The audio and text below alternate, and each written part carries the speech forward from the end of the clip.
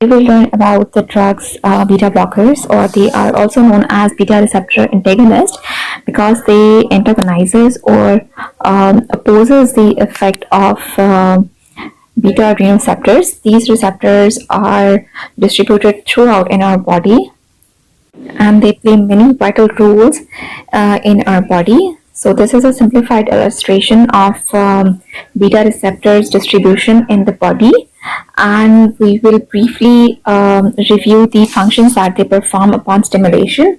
So in the lungs, we have beta 2 receptors, and the stimulation of these causes bronchodilation.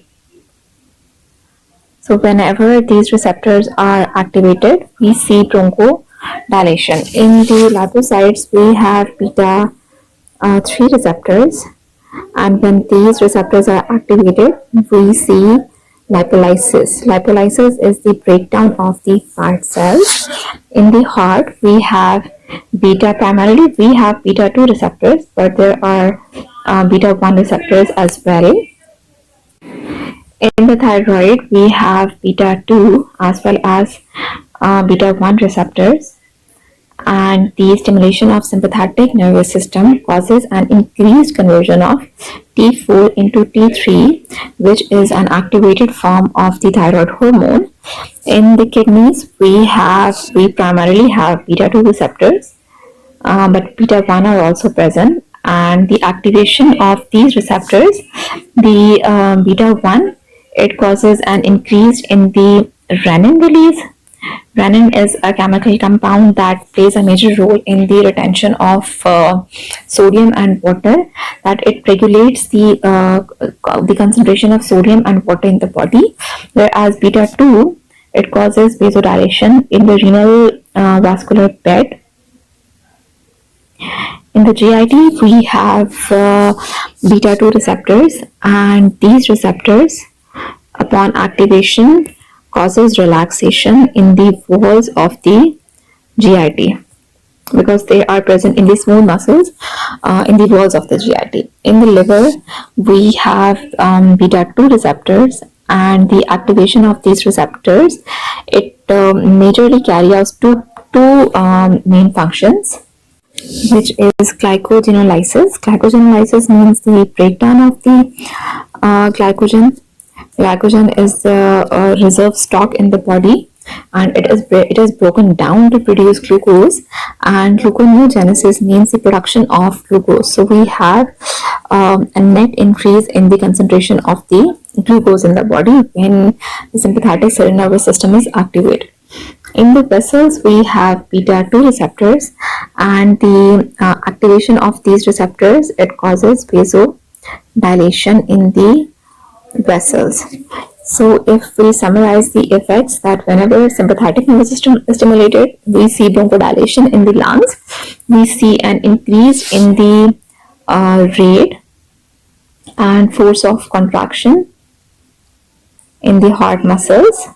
So the contractility is increased. The rate, heart rate and heart contractility both are increased, and an increase in the rate is known as a positive inotropic effect, and an increase in the in the rate is a positive phonotropic effect, and the contractility increase is also called as positive inotropic effect. So the conversion of T3 from T4 is increased whenever sympathetic stimulation occurs, and an increase in the production of renin occurs in the kidney. Whereas in the GIT, we see relaxation in the walls, and in the liver, we see more breakdown of glycogen and more production of glucose. So this is what happens when the sympathetic stimulation occurs. And the beta blockers, or the beta receptor antagonists, what they cause is that they reverses or opposes all these phenomena. We will see an bronchoconstriction. In the patients who receive beta blockers, we will see decreased lipolysis. We will see vasoconstriction in the vessels because the vasodilation that is mediated by beta 2 receptors is antagonized or is opposed. We see less glycogenolysis and less gluconeogenesis in the body, and we will see in the GIT there will be contraction in the walls.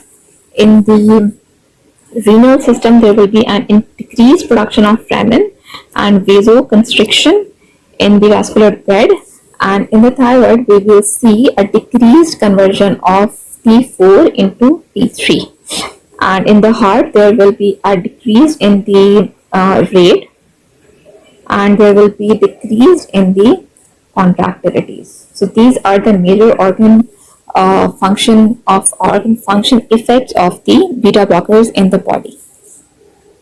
Now that we have discussed the pharmacodynamics, we will study the pharmacokinetics of the beta blockers. The pharmacokinetics is the study of what happens to the drug when it reaches the body and how it gets excreted from the body.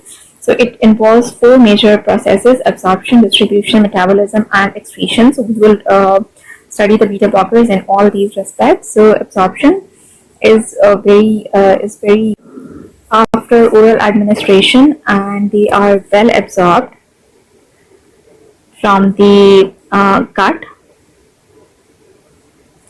and the peak concentration of a majority of beta blockers it occurs in 1 to 3 hours.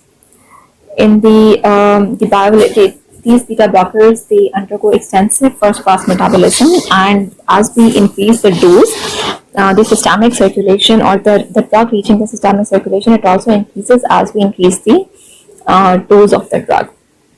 So these drugs are widely distributed throughout the body. They have very wide distribution. They also enters the CNS, and they're quite lipophilic, and they readily crosses the blood-brain barrier. They are metabolized in the liver, and they have half-lives which ranges around 3 to 10 hours, except for esmolol, which has a very short half-life. This drug have a half-life of around 10 minutes. So this is the shortest acting beta blocker. Apart from that, the majority of the beta blockers, they have half-lives in the range of 3 to 10 hours. They are metabolized in the liver, and the drugs, they are excreted in the urine by the kidneys. So the elimination of the drugs, they may be prolonged in the presence of liver disease or diminished hepatic blood flow or hepatic enzyme inhibition. And the half-life of some drugs, they are prolonged in the renal failure because they are excreted by the kidneys through the urine. We'll discuss the cardiovascular organ system effects of beta blockers in detail. In the cardiovascular system, as we have already discussed, that we have beta 1 receptors primarily, and we also have beta 2 receptors in the heart and in the vessels. So the net effect of beta blockade is decreased in the blood pressure. We see a hypotensive effect. The blood pressure is decreased. We see decrease in the heart rate because it blocks the beta receptors in the heart, and it also decreases the contractility of the heart.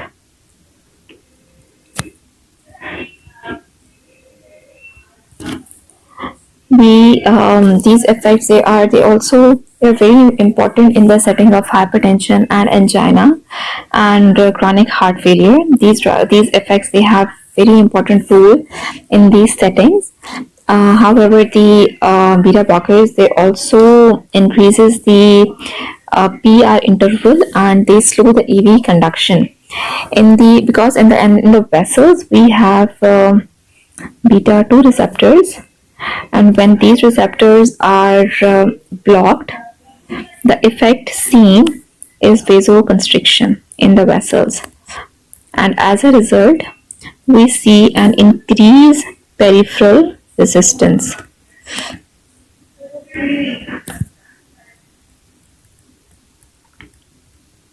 So so the SPR is increased. It also antagonizes the effect of renin in the kidney, and renin is responsible for the homeostasis, or for the regulation of the sodium and water balance in the body. Beta blockers, they also inhibit the renin in the body, and as a result, more water and more sodium, they leaves the body, and they do not retain in the body. So the net effect is low blood pressure, low heart rate, low contractility, low force of contraction in the heart, and an increase in the PR interval and decrease in the AV conduction. AV conduction means that we have two nodes. There is an SA node in the atria, and there is an AV node in the ventricle. So the conduction from atria to ventricle, it is slowed, and this is a very important phenomenon in the setting of arrhythmias. The next organ. So now we'll discuss the major drugs that are involved in the system. So the first drug, or the pole type of beta blocker, is the propranolol. It is a non-selective beta blocker, which means that it will block the beta 1 as well as beta 2, both the receptors. It has a dose-dependent bioavailability, which means that when we increase the dose of propranolol, the bioavailability of propranolol is also increased. The LA, it has a very short half-life, but there are also formulations which are longer acting, or which are sustained release formulations of propranolol. They're also available in the market. Propranolol has major applications in the setting of hypertension and portal hypertension and the prophylaxis of migraine. The drugs metoprolol, atenolol, and bisoprolol, these are beta 1 selective. Beta 1 selective means they will block the beta receptors in the heart and kidney, but they would not affect the beta 2 receptors, which are present in the vessels and in the respiratory tract. And as we know that in the respiratory tract, beta 2, it causes bronchodilation. So when these receptors are blocked by the non-selective beta blockers, we see bronchoconstriction. So this effect is very undesirable in the setting of any reactive airway disease such as asthma or COPD. So beta 1 selective drugs, they do not block the beta 2 receptors. So they are more beneficial in the setting of asthma or COPD. So these drugs, they are also preferred in the setting of diabetes and peripheral vascular diseases. What actually happens is that we know that in the liver there are beta 2 receptors, and these receptors, they increases the production of glucose. So in the setting of diabetes, we prefer the drugs that are beta 1 selective, and the effects are only mediated on the heart and not on the other organs. And these drugs, selective drugs, are also preferred in the setting of peripheral vascular diseases, which means that there will be no bronchoconstriction in the peripheral vessels because of the blockade of beta 2 receptors. Because beta 2 receptors, they are responsible for the they are responsible for the vasodilation. So we prefer these drugs in the setting of asthma and diabetes and peripheral vascular diseases. So these drugs, they are preferred. Next is nebivolol. Nebivolol is a highly specific beta 1 blocker. It does not have any effect on the beta 2 receptors, and it increases the production of nitric oxide in the vessels, which is a unique thing with this beta blocker, that it increases the production of nitric oxide. Nitric oxide is a vasodilator. So this drug, it is used as an antihypertensive drug because it causes the dilation by increasing the production of nitric oxide in the vessels. It does not have any effect on the insulin sensitivity or lipid profile. Thus, it is a very preferred drug in the setting of diabetes or hypertriglyceridemia. The next drug is labetalol. Labetalol is a drug that acts on alpha as well as beta receptors. In the alpha, it acts only on alpha 1 receptors, and in the beta, it acts on both beta 1 and beta 2. After binding with these receptors, it antagonizes the effect of both these receptors. Labetalol, the commercially available drug, is available in two isomers. One isomer is R and the other is S. The S isomer is a beta blocker, and the S isomer, it is an alpha blocker. The affinity for alpha is greater than the affinity for beta. So it produces hypertension with less tachycardia. It is primarily used as in the setting of hypertensive emergencies. It has a short half-life and a very quick onset of action. Therefore, it is used in the setting of emergencies, hypertensive emergencies. Next, we have pindolol, acebutolol, cartiolol, bupindolol, oxprenolol, celiprolol, and benvidolol. All these drugs, they are going to be discussed together because they share some common features. And the first common feature and the most important common feature is that they have partial agonist activity. Partial agonist means that they do not fully activate the receptors, but they also do not fully antagonizes the receptor. So they produce less bradycardia. Bradycardia is decreased in the heart rate. So they produces less bradycardia and less abnormalities in the lipid profile. So they do not disturb the lipid profile as much as the pure antagonist does. All these drugs, they are non-selective, which means they do not have any preference for beta 1 or beta 2 receptors. These drugs are used in the setting of hypertension and angina.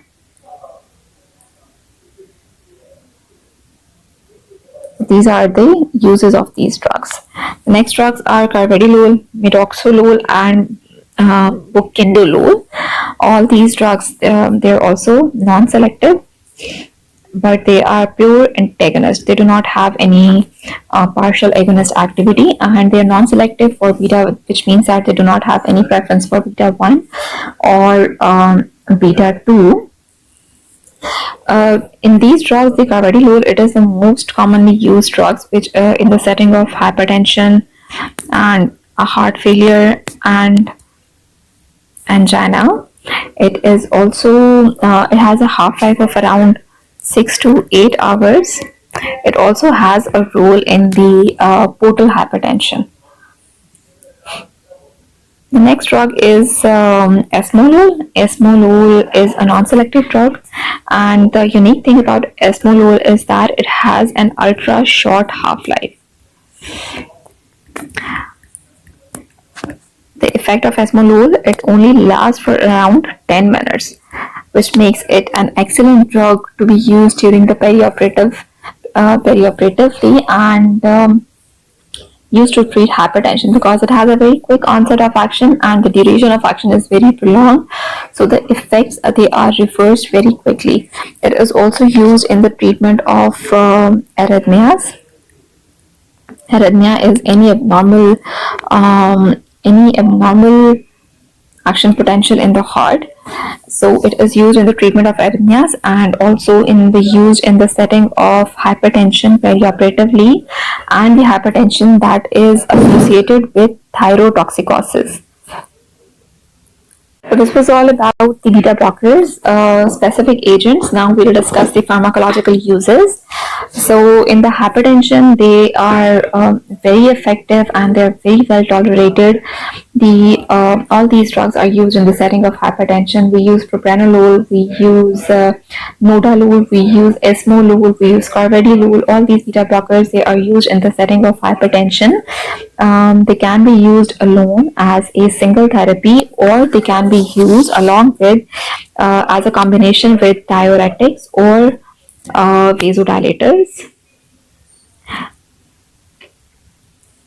They are they improve the outcomes in the patients with the hypertension. In the ischemic heart disease, these drugs, they improve the anginal episodes, they increases the exercise tolerance in these patients, and they also reduces the cardiac work by imposing an negative inotropic and negative chronotropic effect. It decreases the cardiac work, increases the angina, and improves the symptoms of angina. Does not increase angina, it increases the symptoms of angina. So these drugs, they play an important role in the treatment of cardiac arrhythmias. These arrhythmias, they could be supraventricular or ventricular. In all these kinds of arrhythmias, we use beta blockers. Metoprolol is often used in the treatment of the arrhythmias. They increases the AV nodal refractory period, which is a very important effect in the setting of arrhythmias.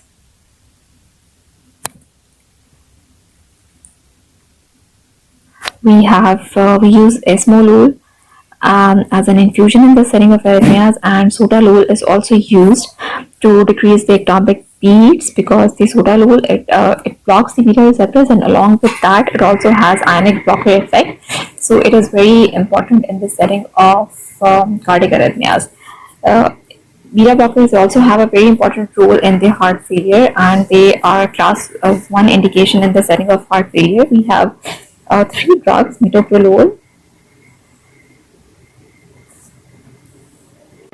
bisoprolol, and carvedilol, and both these drugs and all these drugs, they impose or they impart a mortality benefit in the setting of heart failure.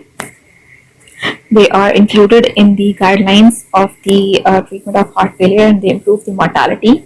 They decreases the symptoms in the congestive or chronic heart failure. They're not used in the acute heart failure, but they are used in the chronic setting of the heart failure.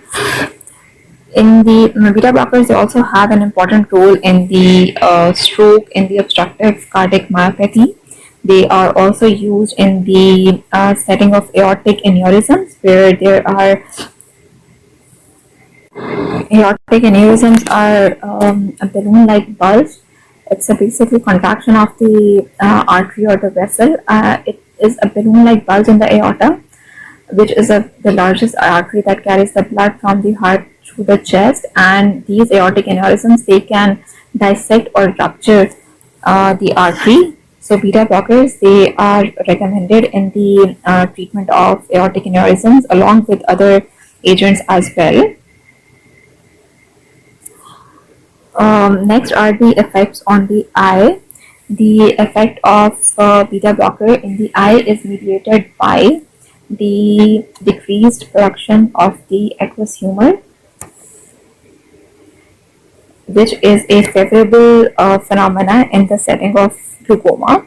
Glaucoma is a state when there is an increased pressure of the intraocular pressure is increased, and this happens because of the obstruction in the outflow, or maybe there is an increased production of aqueous humor. So beta blockers, they decrease the production of aqueous humor, they causes the outflow of the aqueous humor, and this is a very important phenomena or very beneficial phenomena in the setting of the glaucoma. So the drugs that are used are temolol, nodalol, pitoxolol, levobunolol, and cardiolol.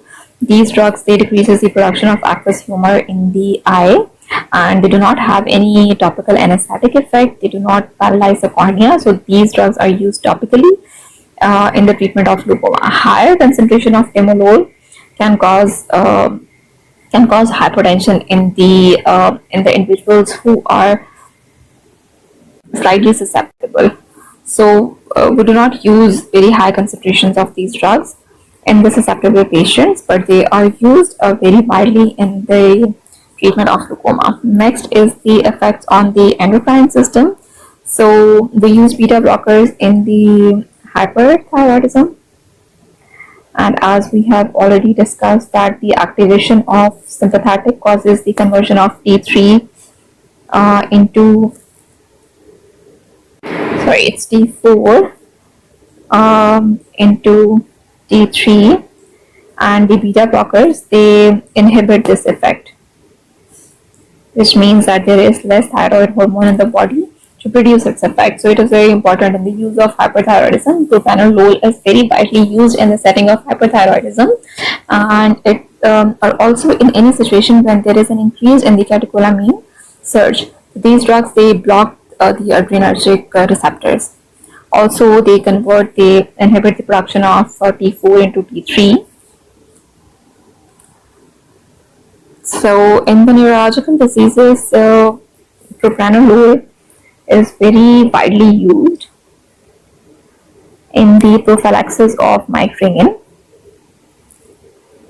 Beta blockers, they are also used to reduce the tremors by blocking the sympathetic activity in the skeletal muscles. They are also used to reduce anxiety and palpitations that are associated with the anxiety. They are also used in a phenomena which is called as performance anxiety, which occurs before any public appearance or any situation which is associated with performing. So these drugs, they are important. They play an important role in these neurological diseases as well. The exact mechanism of migraine prophylaxis of propranolol is still unknown, but the inhibition of sympathetic discharge is considered to be one of the possible mechanisms. In the other therapeutic effects, we use beta blockers in the setting of portal hypertension. It is a phenomena that occurs in the cirrhotic patients. So portal hypertension is a condition in which there is an elevated pressure in your portal venous system, and it is a very common phenomena that is seen in cirrhotic patients. Cirrhotic patients are those patients which have undergone fibrosis in their livers. Because of this fibrosis, there's a hypertension or elevated pressure in the portal venous system. So beta blockers, they are used to treat this hypertension. They have an inhibitory effect on the pressure in the portal venous system. These drugs, they are also used in combination with isosorbide mononitrate to treat rebleeding in the esophageal varices. They're also used in the treatment of infantile hemangiomas.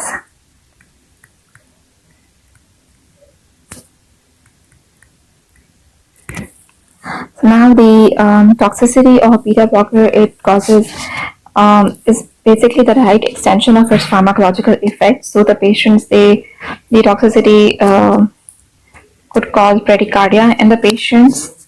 It can, in the CNS, it can cause mild sedation or depression or the vivid dreams. In the setting of any reactive airway disease, it can worsen the asthma. It can also cause cardiac decompensation in the patients with heart failure. We need to be very careful in those patients which have any heart block or any acute heart failure. They can cause acute cardiac decompensation in these patients. So the contraindications for the use of beta blockers are reactive airway diseases,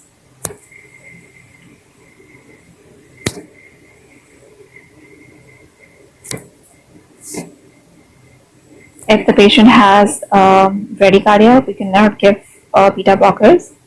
If there is an shock, if the patient has any heart block, or if there is a left